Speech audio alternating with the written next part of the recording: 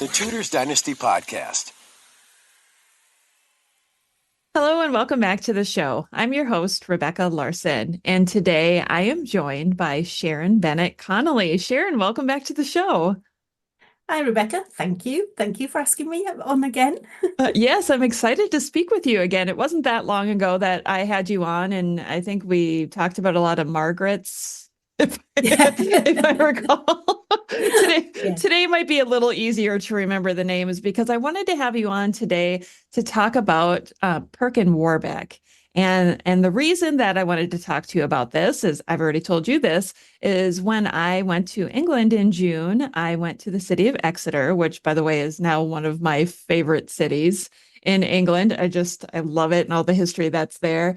And one of the surprise stops that my tour guide friend Nigel had for me was the Exeter Guild Hall. I literally had no idea we were going to be going there. We're just walking up the sidewalk in Exeter, and he said, "Oh, let's stop in here." And I turn and I look and I see a sign and it says, Exeter Guild Hall. And I went, "Oh, well, this should be interesting."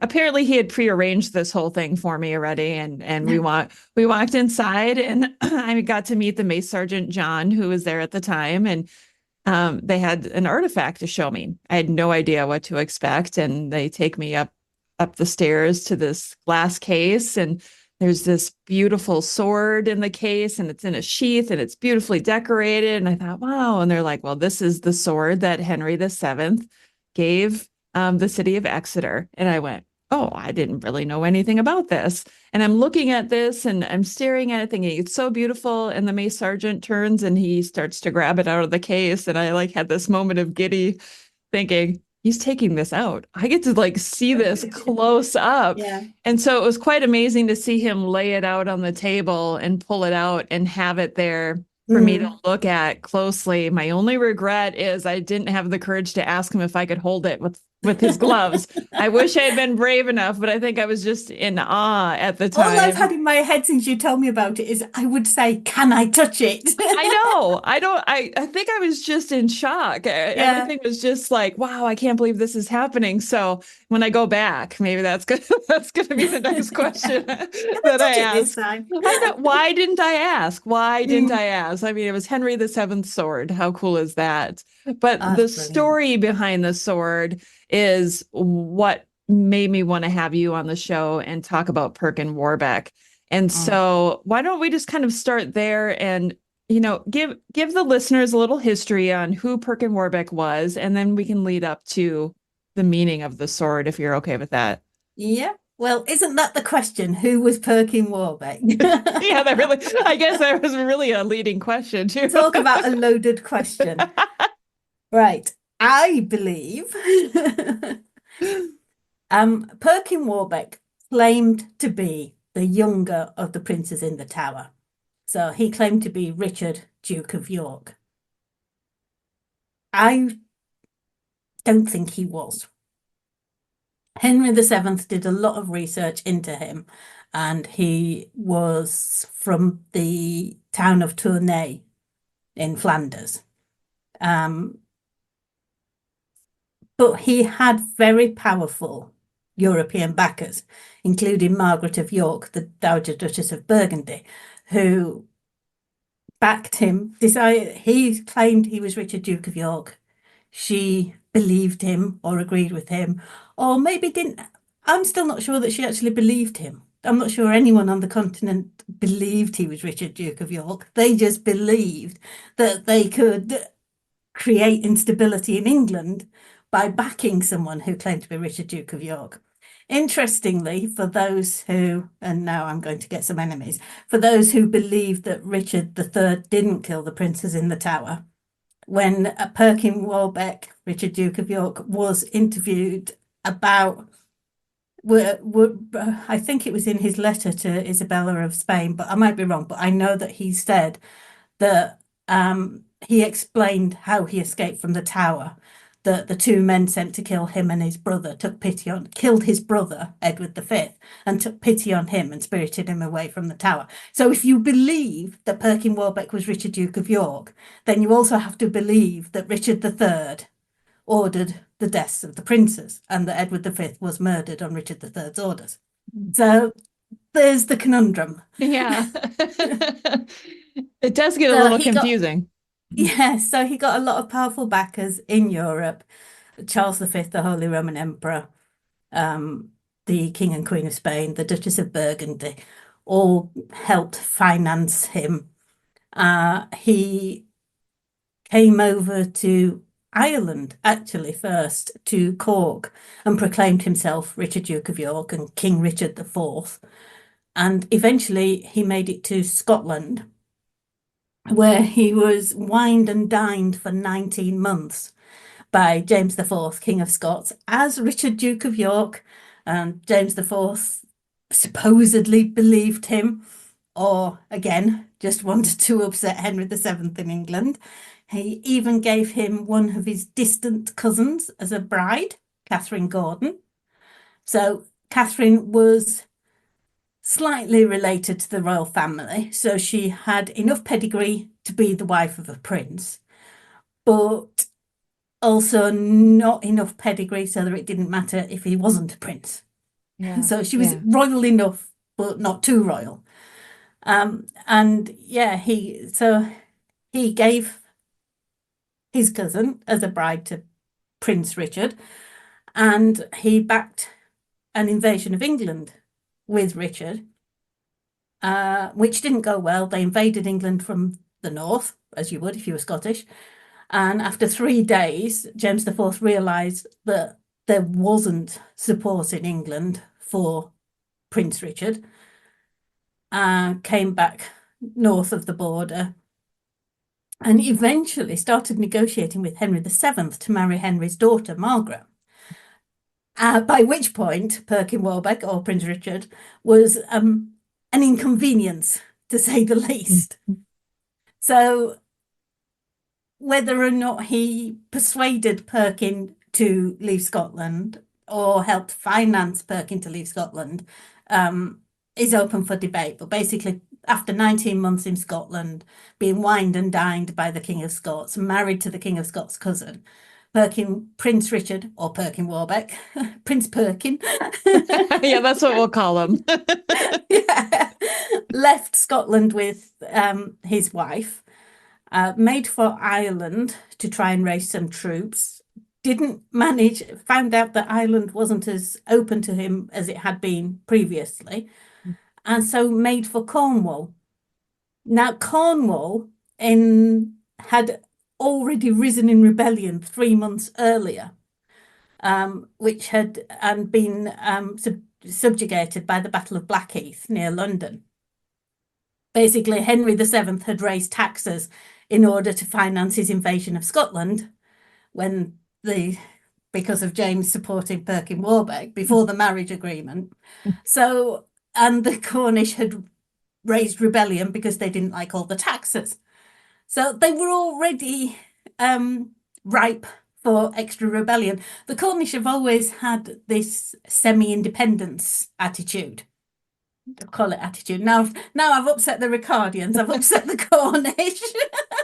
You're on a roll. I'm not doing very well tonight, am I? Although I'm sure a few Cornish will go, well, yes, we are rebellious. We should be independent. But they have this little peninsula down on the southwest of England, and they're very much self-contained.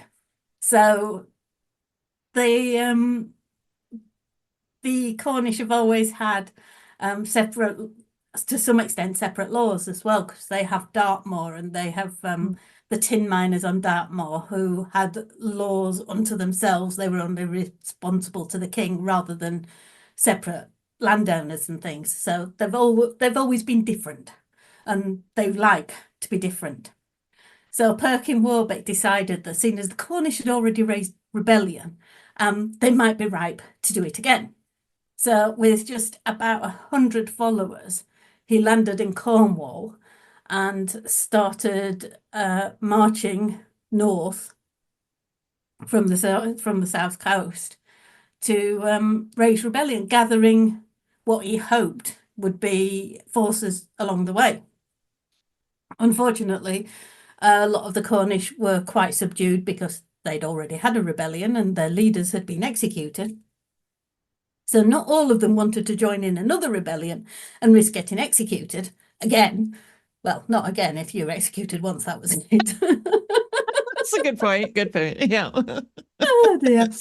Yeah, but basically he dropped his wife off in a nunnery so that she was safe and went on the march trying to raise troops as he went. And as you say, he found himself outside Exeter, by which point the king was already aware that he was in Cornwall and had sent instructions to the Henry, was it Henry Courtenay? Definitely Courtenay, the One of Earl the of Devon, Courtneys. Yeah. to oppose Warbeck. And Courtenay had had intelligence that he believed Warbeck's army was bigger than his.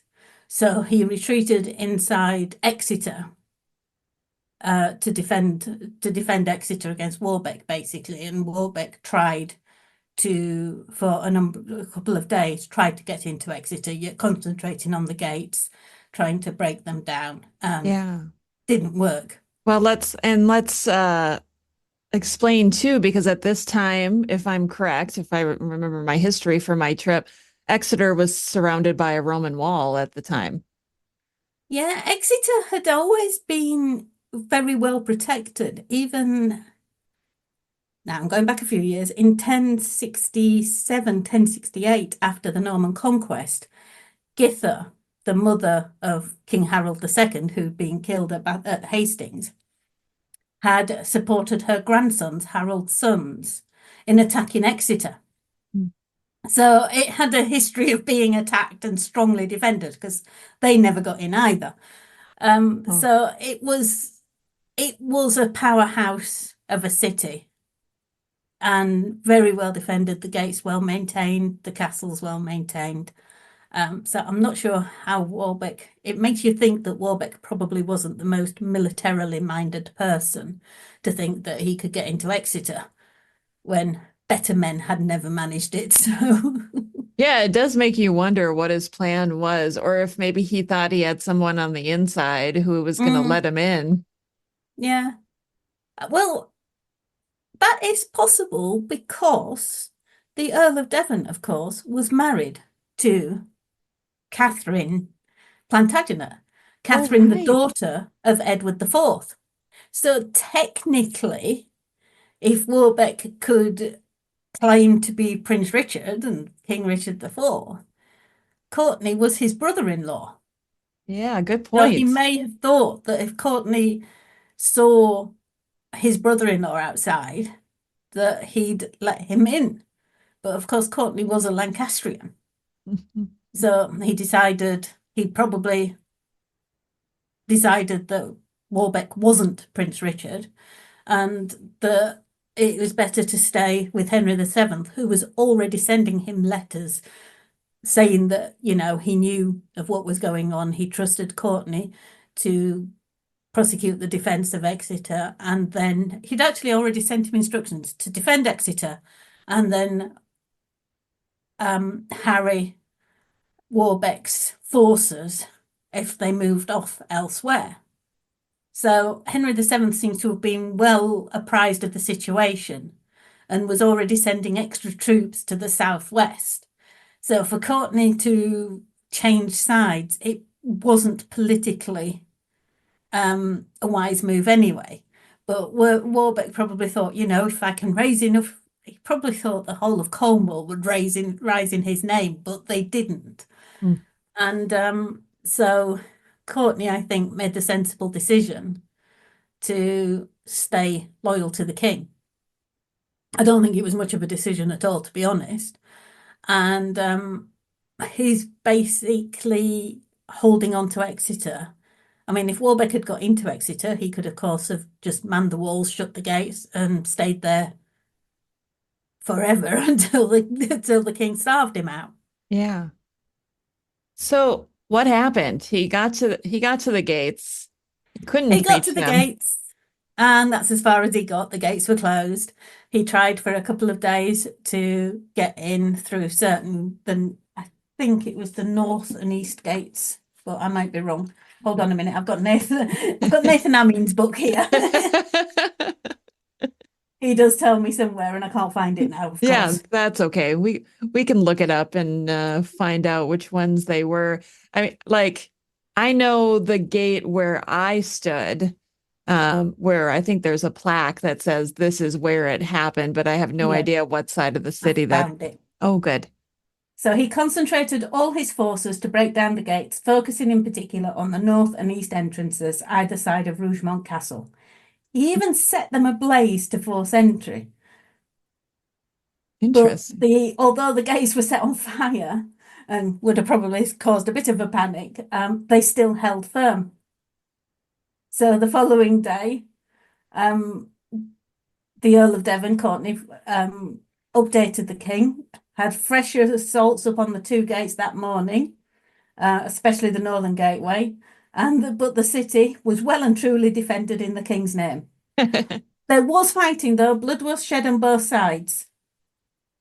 And the Earl of Devon actually bragged that for every one of his men hurt, there were at least 20 of Warbeck's men wounded. Wow, that's quite the braggart. Yeah, so he lost about 200 men at Exeter.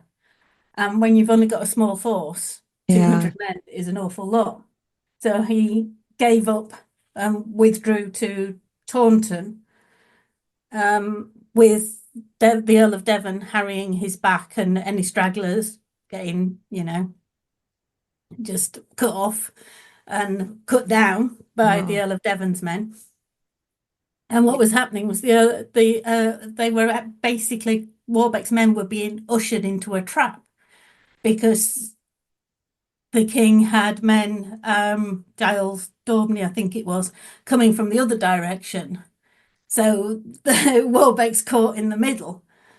And when he gets to Taunton, he realizes that his men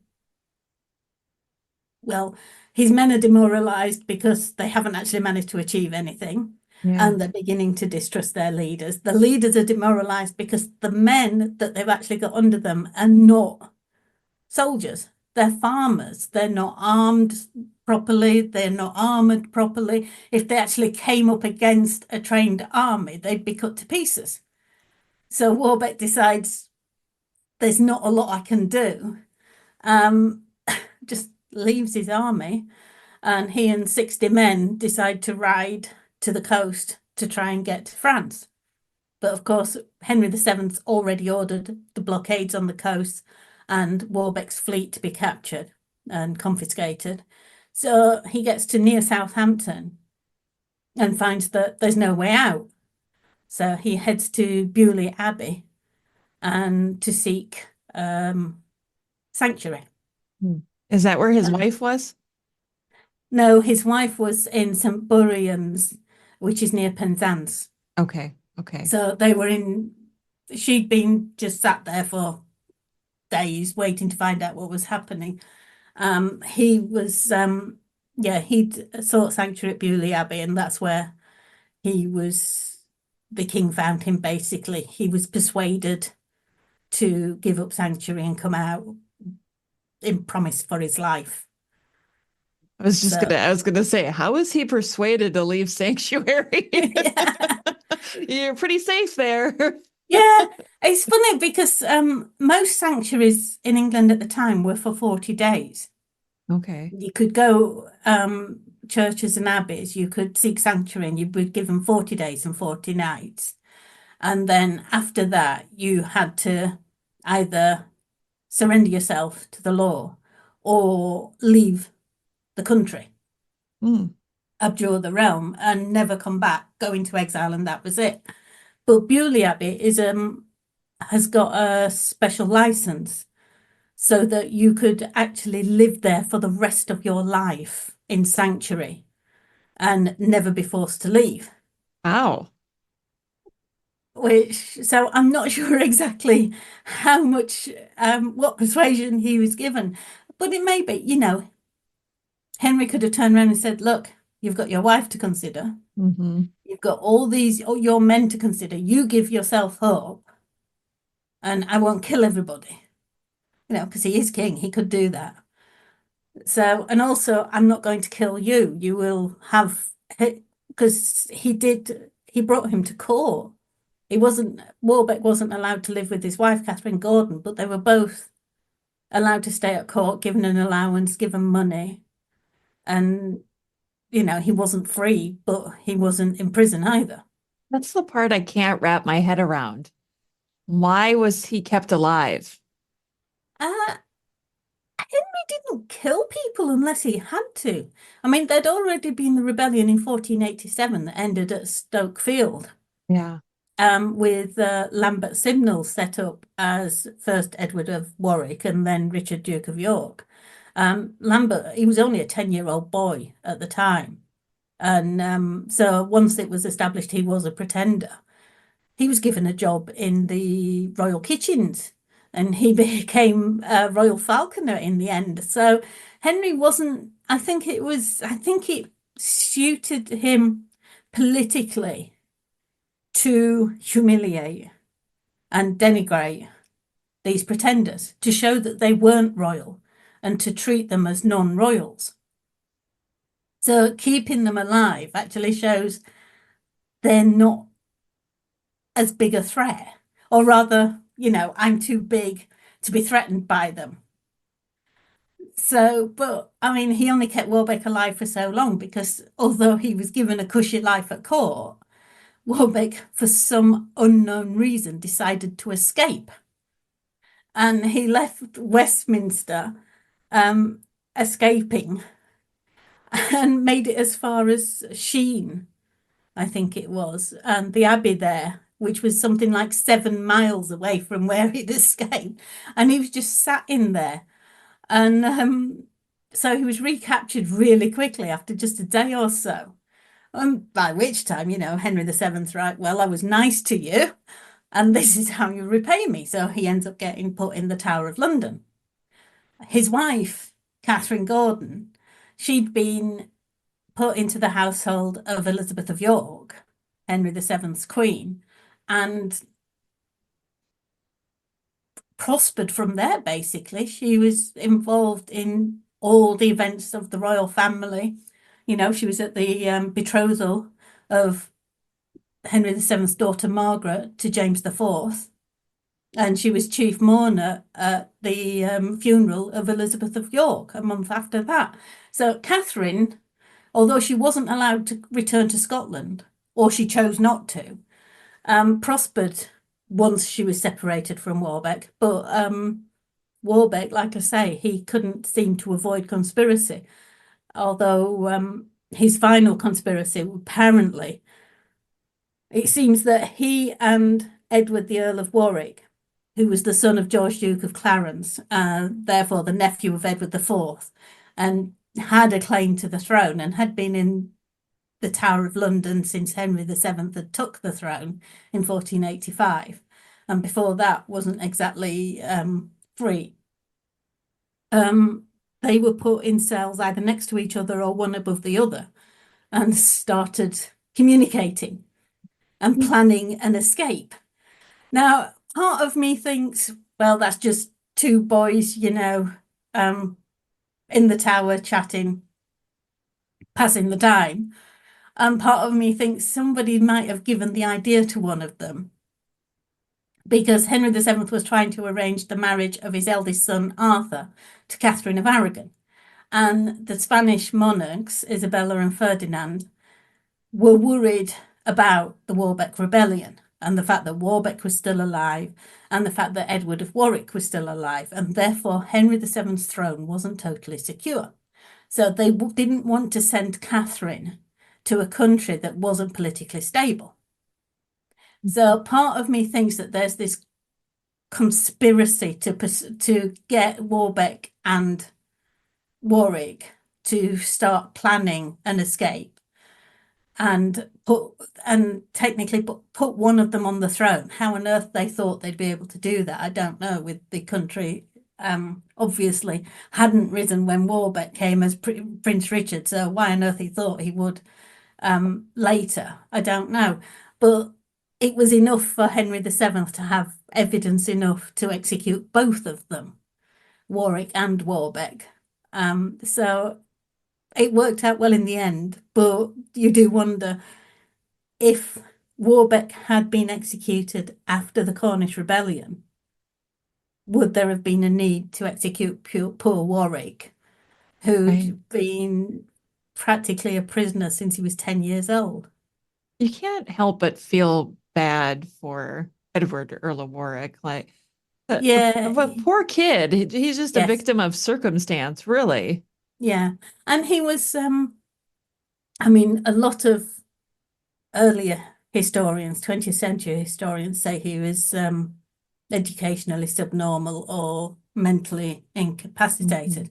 I think he was probably just uneducated. He'd been in prison and restricted communication with people since he was 10 years old. So he just hadn't had that freedom to develop educationally and emotionally. So he would have been easily led. He wanted to be free. Yeah. He'd been in prison since he was 10. Of course, he wanted to be free. And anyone who offered him that opportunity, he'd jump at it, surely. So it's like he was a lamb to the slaughter, Yeah. and he's the one in the whole conspiracy that I really feel for because poor kid, didn't have a chance. I mean, he was in his 20s by the time he was executed, but he was still so much had never had the chance to live. Right. Half of his life was spent imprisoned. Yeah. It makes you wonder, uh, really how his sister, Margaret Pole, felt about her Mm, poor brother. And I guess I don't yeah. know enough about her and her history to know if there was ever anything. I mean, she would have been younger at that time too, but if there was ever anything that she said about him or anything that she could have done for him. Yeah. I think the thing is she couldn't do anything for him because if she did, it was she was acting against the crown. So she had so because she was the daughter of George Duke of Clarence, a traitor as well. So she had to step a fine line to keep herself safe. Right. And she was Um, first cousin to Queen Elizabeth of York. yeah. So it can't have been easy for her knowing that her brother wasn't getting a life just because he was a boy. So Yeah. for once, the girls and Katherine Gordon and Margaret Pole were actually, it was good to be a girl. You Yeah. don't hear that a lot in history. No, no, because clearly they both survived. Yeah, I guess I don't know how long did Katherine Gordon live? Did she have a long life? Do you know? she had three more husbands. Oh, well. So, yeah, she died in, hang on, I've got it here. I didn't even know she Yeah, ever remarried. So, she died in 1537. oh, wow. So Yeah. that was So, 40 years after the Warbeck Rebellion. yeah. So her and Margaret Pole died around the same time, Yeah. loosely. We could say that. Wow. That's pretty amazing. Yeah. For women in history who usually don't have their voices heard, in this situation, it was a blessing in disguise. Mm. At Unfortunately, least for Catherine. yeah. And unfortunately, Margaret Pole, of course, had such tragedy in her life, losing her father Yes. and her mother and her brother and Mm. and then everything that happened with Henry VIII and the downfall of her family, Yeah. essentially. Like, I just you can't help but have a bleeding heart for these Mm. situations that these people were put in. Yeah. I think with Margaret Pole, especially because you think, at 68, she would have expected to be sat at the fireside with her grandchildren around her, Yeah. not executed because her king couldn't get to her son. Because that was basically it. He couldn't get to Cardinal Pole, who's on the continent, so he did the mother in instead. It's like, seriously, she was 68. Mm. It does seem like when you compare Henry VII to Henry VIII, Henry VII was a much more shrewd politician. Yes, He definitely. understood how things worked a lot better than Henry. And maybe that's just because Henry was never raised to be king, but I guess neither was Henry VII, was he? No, Henry the Seventh definitely was not. I mean, Henry the Eighth. knew for a number of years that he was going to be king. You Yeah. know, for 6 years he was being trained to be king before he became king, whereas Henry VII, um, he was the leading Lancastrian claimant from 1471 onwards. Yeah. But how much of a possibility? A lot of things had to fall into place for him to be able to claim the throne. He couldn't have foreseen the death of Edward IV in 1483 and the usurpation of Richard III and the disappearance of the princesses in the Tower. There Right. were so many, you know, I know a lot of people say Margaret Beaufort planned it all along. It Yeah. just, yeah, of course she did. She's psychic, maybe. Yeah, exactly. She wanted her son to be king. She didn't. She wanted him to come home. I mean, to actually have to spend your entire life practically with your son in somebody else's care must have been heartbreaking for her. She just wanted her baby home. Yeah. And I totally understand that. So I don't see her as this scheming harridan behind the scenes. She, just like Henry VII, he claimed that he saw the possibility in 1483 and he went for it. And yes, at that moment, Margaret Beaufort also backed him and persuaded her husband to back him. Yeah, I don't doubt that she was the one persuading Stanley to go for Henry VII. But when you see at Bosworth, Stanley's waiting until the last minute. He's still unsure until he sees, you know, Richard make that charge. And it's like, actually, if we join now, Richard's got a goner. Yeah. Henry's the king, and I'm the stepfather to the king. Stanley took the opportunities just like Henry VII did. But long distance planning? No. And I don't think Perkin Warbeck did much long distance planning either. The subject of the pretenders and the princes in the tower, I think, is absolutely fascinating. Yes. The princes in the tower will be a long enduring question, right? I think. Do you have any idea what it would take for people to be satisfied with an outcome? No, I What don't. evidence would have to come forward for everybody to go, okay, that's what happened? I would love to somebody to find a letter from Richard III saying, it's me what did it. I hold my hands up, honest gov. But it's not going to happen. And if I it think, did, who would believe it, right? yeah, exactly. Somebody would say it was a forgery. Unless Yeah. Richard III or whoever did it came from the past and stood in a court of law and said, I'm so and so, I killed the princess in the tower, I've just made a time machine so I can come and tell you, then Yeah. nobody's going to believe it. It's people, some will believe it, some won't. There's always those who, and there's arguments on both sides. Your previous guest, Matthew Lewis, will, Yes, he has his will, own theories, right?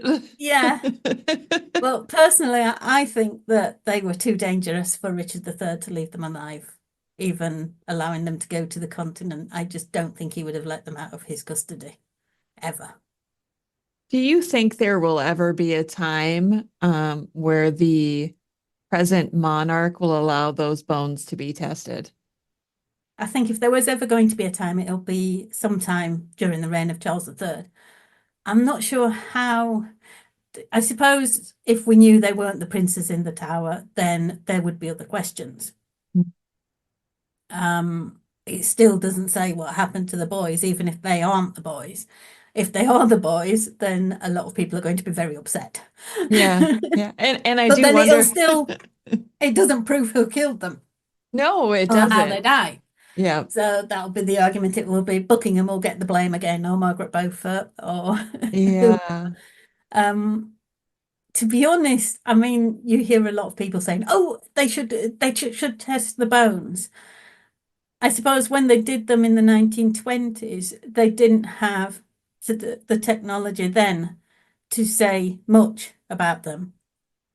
And I would question whether we have the technology now to say enough definitive to actually put people to, you know, solve some of the questions.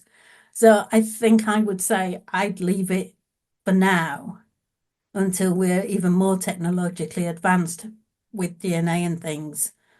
to find out more. You know, we tend to assume that we have enough knowledge to find out these things, but there's still that, you know, if they do test the bones now and we lose them because they're exposed to the air and they just crumble to pieces, then we haven't got anything in the future when we have more technology and better forensic science to test them and find some conclusions. Yeah. Well, and let's be fair too. The story of the Princess in the Tower is something that brings a lot of new people into English history Yes, and gets them to travel to England. So yes, it's positive for tourism. So if that mystery stays alive, I yeah. would say that's also a benefit to the country to not test the bones. Mm. Either I think, way, I think it's interesting. yeah, same here. I think the only way we'll know is when we finally invent time travel and somebody goes back with a video camera or their phone Yeah. and actually films what happened to the princess. And then I don't know, somebody still won't believe it. No, they'll say it's You like know, it. one side will be satisfied, the other side will say fake news. So Yeah. you cannot win. I think part of the mystery is part of the history. And it's what, like you say, it's what draws people in. Everybody has an opinion. Hmm. You know, they might say, oh, we don't know, but they have an opinion. They either think Richard did it or they think he didn't. So, Yes. and of course, we all have his people are throwing different ideas in now that not just whether or not Richard was the killer, whether or not the boys were killed in the first place, whether they were spirited away. Um, it just makes for fascinating discussions and sometimes arguments on Facebook. Oh, And yes. between historians, especially Nathan Amin and Matthew Lewis, which is always interesting to watch because I just grab the popcorn and Yes, I sit back love and those two. leave them to it Yeah. and think I'm going back to the 13th century because these kind of arguments don't happen there. Oh, unless it's about Prince King John. I love this subject so much, and I'm so grateful that you came on to talk about Perkin Warbeck because he is just another one of those figures from history, whether you believe he was Richard or not. I've always thought that maybe he could be, but I don't know that I'd have a good argument as to why I think Mm. that. And so it's always you're on one side or the other. Most But people if don't you say. think he was, Yeah. then Richard definitely killed Edward V. So because Perkin Warbeck said that. Right, So, right. you know, So yeah, it's a double-edged sword. it really is.